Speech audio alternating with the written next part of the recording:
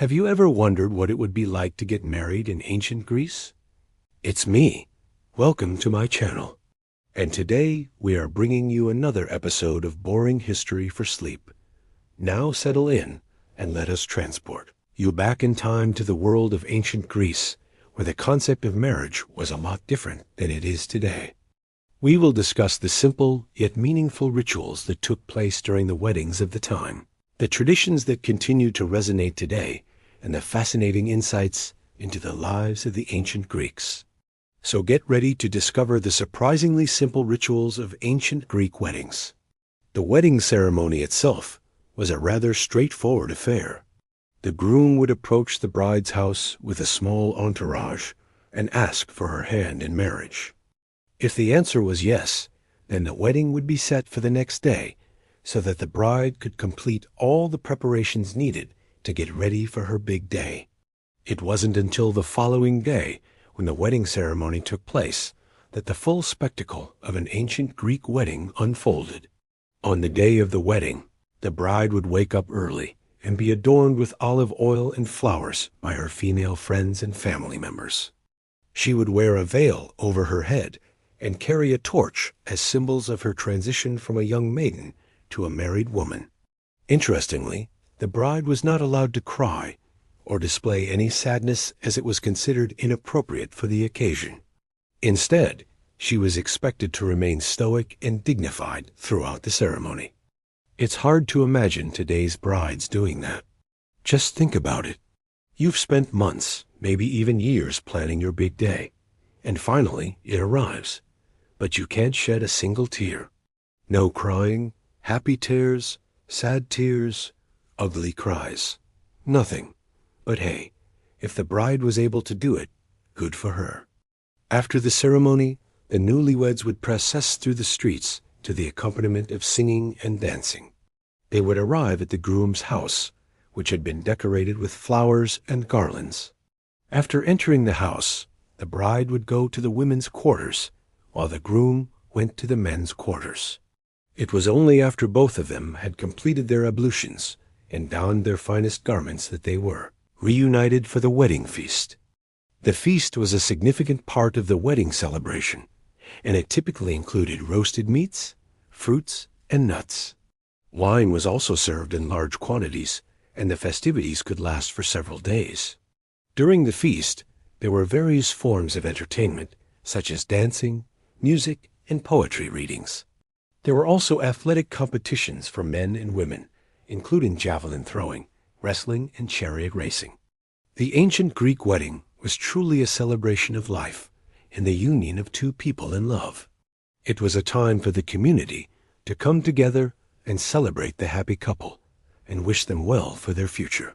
So there you have it, a brief overview of the simple yet meaningful rituals of ancient Greek weddings. Now let's move on to some interesting facts about ancient Greek weddings that you might not have known before. Did you know that in ancient Greece, the bride's family would often pay a dowry to the groom's family?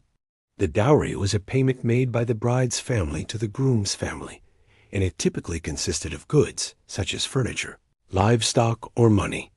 It was seen as a way to ensure that the bride would be taken care of financially.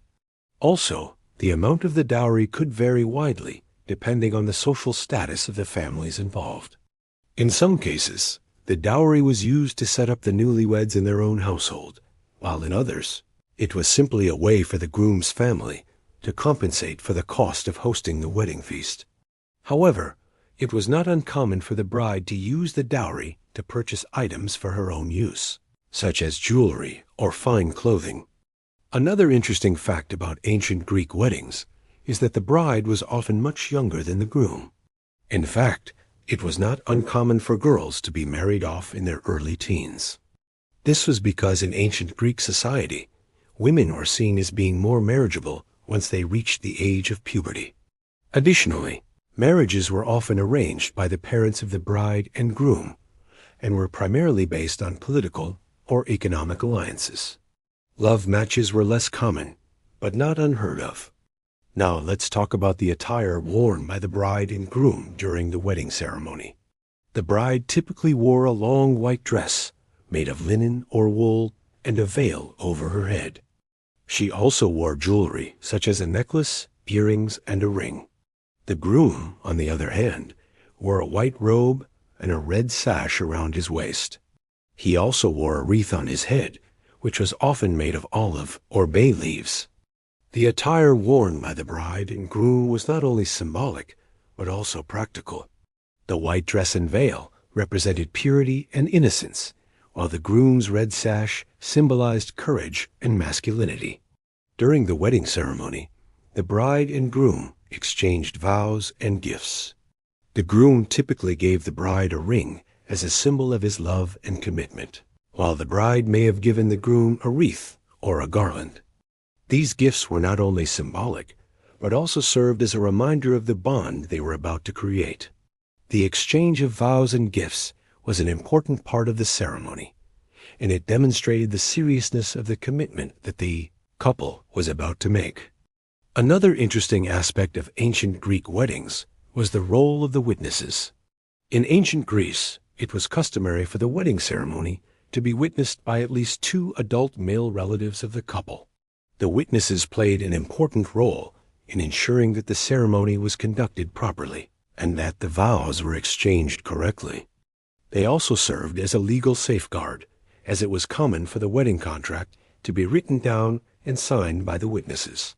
Lastly, the celebrations didn't end after the wedding feast.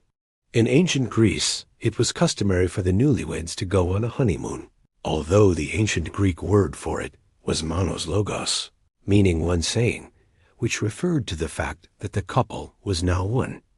The honeymoon typically lasted for 3 days and took place in a nearby town or village. During the honeymoon, the couple would visit friends and relatives and show off their new status as man and wife. They would also take part in local festivals and celebrations and enjoy the company of other young people their age. There you have it, some interesting facts about ancient Greek weddings that you might not have known before. We hope you enjoyed this journey back in time to the world of ancient Greece.